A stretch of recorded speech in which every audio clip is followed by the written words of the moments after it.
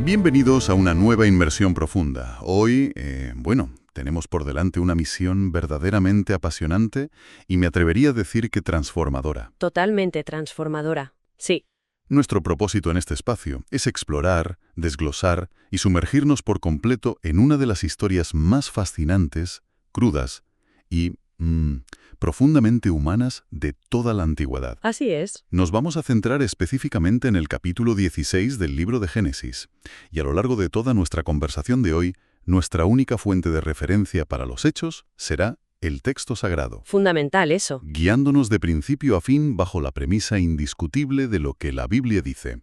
Es una de esas narraciones que a primera vista podría parecer simplemente un drama familiar del mundo antiguo, un conflicto doméstico más. Claro, una disputa de casa. Exacto, pero que en realidad esconde inmensos tesoros espirituales para cualquiera que busque entender el propósito del Señor en medio de la adversidad. Pues es un auténtico privilegio poder analizar este texto hoy. Porque aunque estemos hablando de un relato que tiene literalmente miles de años de antigüedad, refleja de una manera casi milimétrica problemas increíblemente actuales. Fíjate que sí. Es como un espejo en el que vemos reflejada la impaciencia humana, las crisis de fe y, sobre todo, las devastadoras consecuencias que surgen cuando el ser humano decide tomar atajos frente a las promesas del Señor. Qué gran verdad. Atravesar la vida es un tiempo de prueba constante. Y esta historia nos muestra con una claridad asombrosa exactamente qué pasa cuando intentamos, por nuestras propias fuerzas, acelerar el reloj divino. Vale, pues vamos a desglosar esto. Para entender verdaderamente el peso de lo que sucede en este capítulo, tenemos que sumergirnos en el contexto. Fundamental. La Biblia dice que Abraham y Sarai habían recibido una promesa directa de Dios. El Señor les había asegurado de una forma categórica que tendrían una descendencia tan numerosa como las estrellas del cielo. Una promesa majestuosa. Era una promesa gloriosa, de esas que llenan el corazón de una esperanza inquebrantable. Pero había un problema. Y era un problema que se medía en el implacable paso del calendario. ¿El tiempo? Los años pasaban. Las décadas transcurrían sin piedad. Y la Biblia dice que Sarai seguía siendo estéril. No había hijo, no había un heredero visible en la tienda. Y el reloj biológico, como sabemos, no perdona. No perdona. Tratar de imaginar esa tensión diaria, viendo cómo el tiempo avanza y la promesa parece desvanecerse en el horizonte, pues debe haber sido una carga emocional sencillamente inmensa. Una carga que además, debemos añadir, estaba multiplicada exponencialmente por la presión cultural de su época. Para comprender esto a fondo, hay que mirar cómo funcionaba el antiguo Medio Oriente. A ver, cuéntanos. En aquel entonces, la esterilidad no era vista simplemente como una condición médica o una tragedia personal que se llevaba en privado. Era considerada un estigma social profundo y doloroso, Claro. a menudo interpretado de manera muy errónea como una evidente falta de favor divino. El valor de una mujer en esa rígida estructura social estaba intrínsecamente ligado a su capacidad de dar herederos, ¡Qué tremendo! muy especialmente si estaba casada con un patriarca acaudalado y con tantos siervos como Abraham. Así que Sarai no solo estaba lidiando en la soledad con su dolor de no ser madre, sino con el peso aplastante de una sociedad entera que la miraba de reojo. Con lástima. Con lástima o peor aún, con juicio. Esa presión sostenida en el tiempo genera un caldo de cultivo perfecto para la desesperación humana. Cuando la presión externa es tan ensordecedora, la impaciencia se convierte rápidamente en el enemigo número uno de la fe. Resulta fascinante pensar en esa presión, porque no es algo que se haya quedado atrapado en las arenas del Medio Oriente antigua. Para nada. Si miramos la realidad actual, y pienso muy específicamente en el contexto latinoamericano que destacan las fuentes que estamos manejando, vemos este mismo patrón repitiéndose de formas sorprendentes. Así es. Hoy vivimos completamente inmersos en lo que podríamos llamar la cultura de la inmediatez. Todo tiene que ser para ayer. Y cuando surgen crisis reales en ese contexto, Crisis de todo tipo. ya sean crisis económicas severas, conflictos familiares profundos o una pérdida total de propósito, pues existe una tentación gigantesca de buscar lo que en el ámbito espiritual podríamos denominar bendiciones de microondas. Me encanta esa expresión. Bendiciones de microondas describe a la perfección el fenómeno. Es esa falsa creencia de que la rapidez es sinónimo de eficacia divina. Totalmente. En muchas de las sociedades latinoamericanas que mencionan nuestros textos de referencia, donde las dificultades económicas pueden ser tan apremiantes y el día a día a veces se convierte en una lucha ardua por la supervivencia, esperar pacientemente en el Señor puede sentirse, desde una perspectiva puramente humana, como un lujo inalcanzable. Claro, como que no hay tiempo para esperar. Exacto. Se enfrenta el desempleo, la falta de oportunidades, la angustia por el futuro de los hijos, y la respuesta automática, casi instintiva, es buscar la salida más rápida posible. El atajo. El atajo. Lo trágico es que rara vez nos detenemos a pensar si esa salida rápida está verdaderamente alineada con la voluntad de Dios. Si olvidas esa verdad fundamental, esa roca inamovible de nuestra fe, de que el tiempo de Dios es perfecto. Amén a eso. El tiempo de Dios es perfecto. Y justo en el instante en que olvidamos eso es cuando comenzamos a intentar fabricar con nuestras propias manos las respuestas a oraciones que Dios ya prometió contestar a su manera. Y eso nos lleva directamente al momento crítico de nuestra historia de hoy, el punto exacto en el que la impaciencia se convierte en una acción precipitada. La decisión de Sarai. Porque la Biblia dice que Sarai, al ver de forma tangible que no da a luz, toma una decisión radical. Le entrega a su sierva egipcia Agar a su esposo Abraham con el fin de tener hijos a través de ella. Una barbaridad a nuestros ojos. Es un intento absolutamente desesperado por cumplir la promesa de Dios, pero utilizando métodos puramente humanos. La Biblia dice que Sarai básicamente argumenta que el Señor le ha impedido ser madre, así que ella misma va a construir su familia a través de su sierva. Tremendo. Es casi como si estuviera diciendo en voz alta algo así como: «Señor, te estás tardando demasiado para mi gusto, así que voy a tomar las riendas y a darte una pequeña ayuda». Lo fascinante aquí es que, si analizamos esto desde una perspectiva estrictamente histórica y sociológica, basada en los descubrimientos arqueológicos, lo que hizo Sarai no era un delito. ¿Ah, no? Ni tampoco una locura irracional que ella se inventó de la nada. De hecho, los códigos legales de la antigüedad documentan que esta era una costumbre legal y socialmente completamente aceptable. ¿Qué fuerte? Las leyes de la época permitían expresamente que en un contrato matrimonial una esposa estéril diera su sierva al esposo para proveerle un heredero legal que contaría como propio de la esposa. O sea que estaba avalado por la sociedad.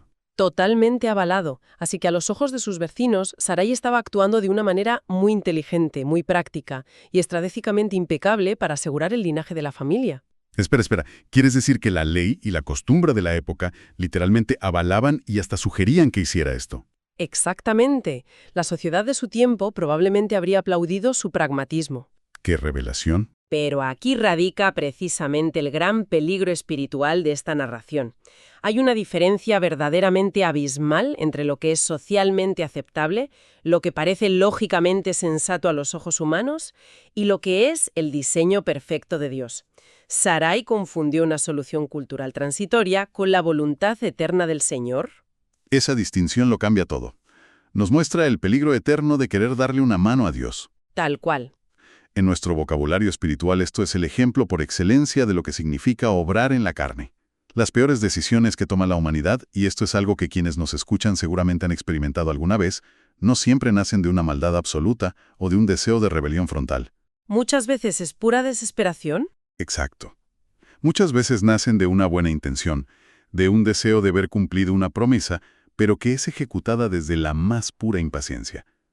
Cuando la persona se desespera por ver un resultado, decide abandonar el llamado a caminar por fe y pasa a obrar por sus propias fuerzas. Y qué difícil es mantener la compostura. Claro, cuando toda la sociedad te está aplaudiendo porque tomaste una decisión práctica, aunque en tu espíritu sepas que te has desviado sutilmente del propósito del Señor. Es que obrar en la carne tiene ese engaño intrínseco. Siempre parece la opción más sensata en el calor del momento. Siempre. Otorga una falsa pero reconfortante sensación de control sobre la incertidumbre. Abraham y Sarai intercambiaron la paz que proviene de la espera confiada por la falsa seguridad de tener la situación en sus manos. Qué triste intercambio. Y la lección espiritual que se extrae de aquí es severa y necesaria. Dios no necesita que nosotros le abramos atajos. Él no los necesita. Sus promesas, por más imposibles que parezcan, no requieren nuestra ayuda carnal para llegar a su cumplimiento. Requieren, simple y llanamente, nuestra obediencia y nuestra confianza inquebrantable.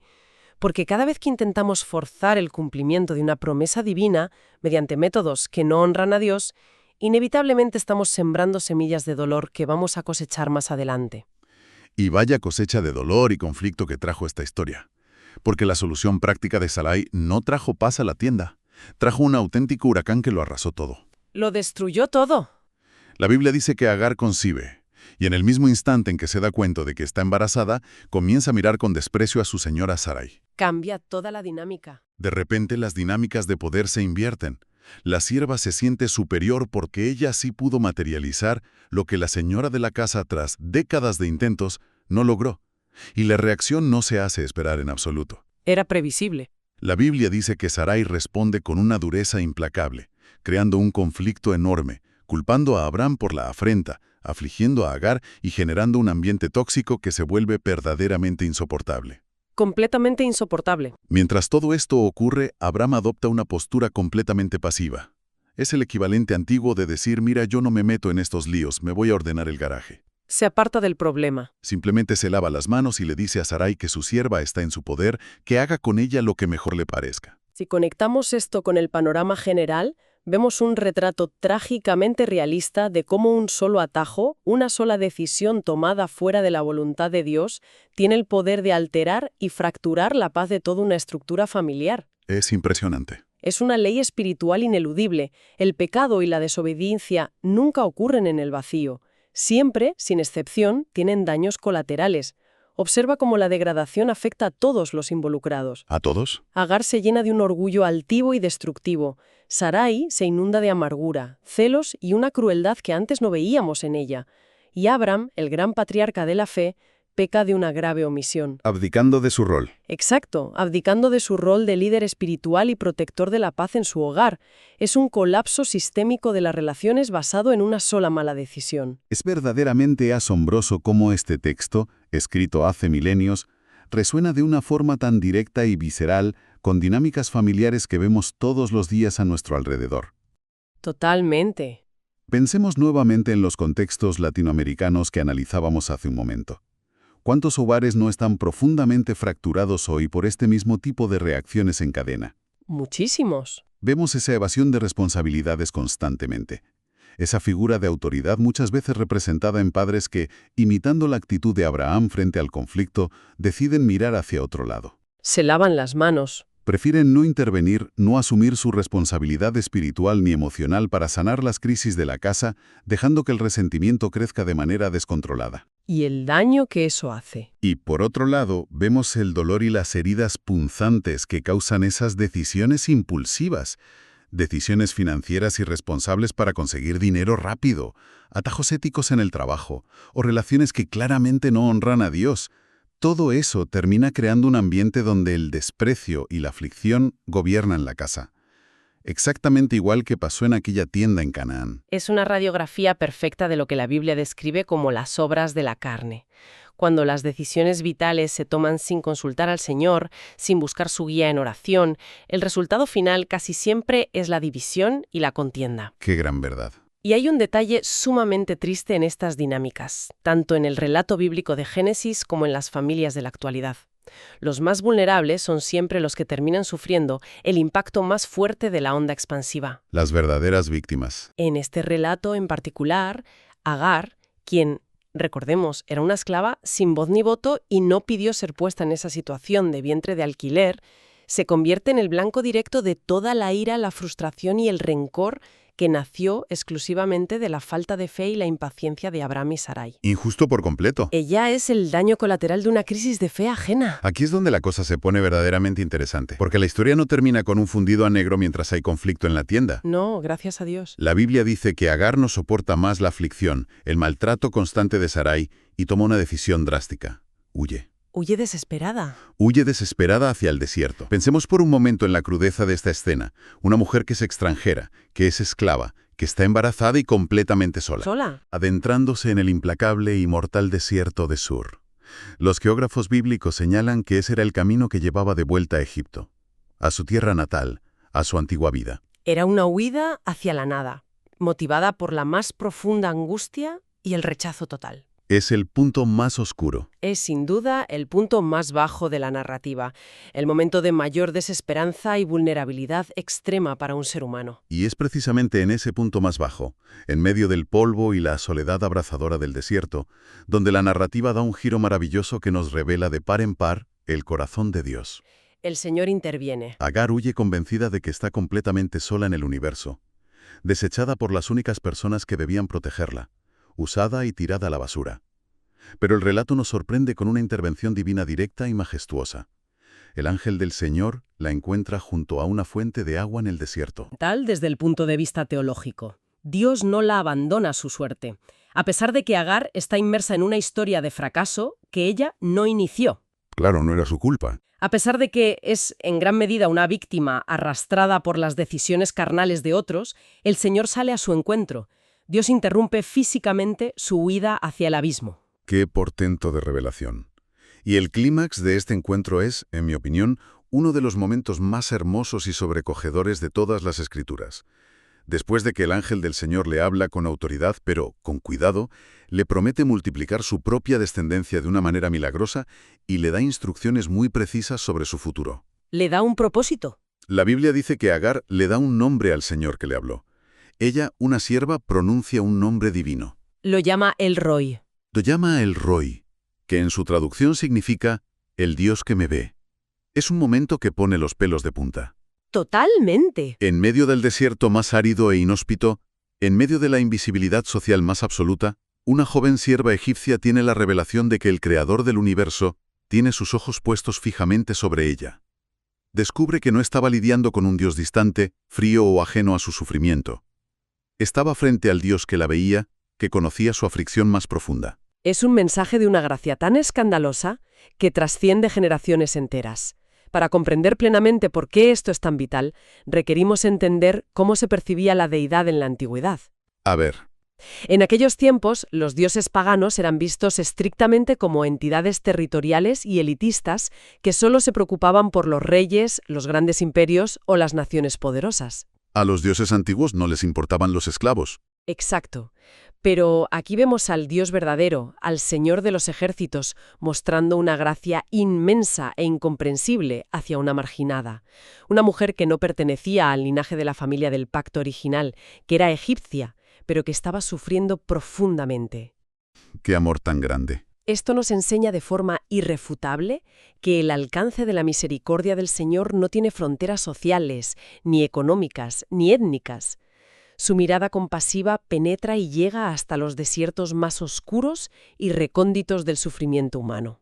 Y es vital reflexionar sobre cómo se aplica esta inmensa verdad a quienes nos escuchan en este preciso momento. Para la audiencia que nos acompaña, alguien que quizás podría sentirse exactamente como Agar el día de hoy, sintiendo que camina por su propio desierto personal, huyendo de situaciones en casa o en el trabajo que se han vuelto insoportables. Sí, hay mucha gente así hoy. Alguien que quizás se siente olvidado por el mundo, desplazado de su círculo, marginado en su comunidad, o que está sufriendo amargamente las duras consecuencias de las decisiones carnales que tomaron otras personas.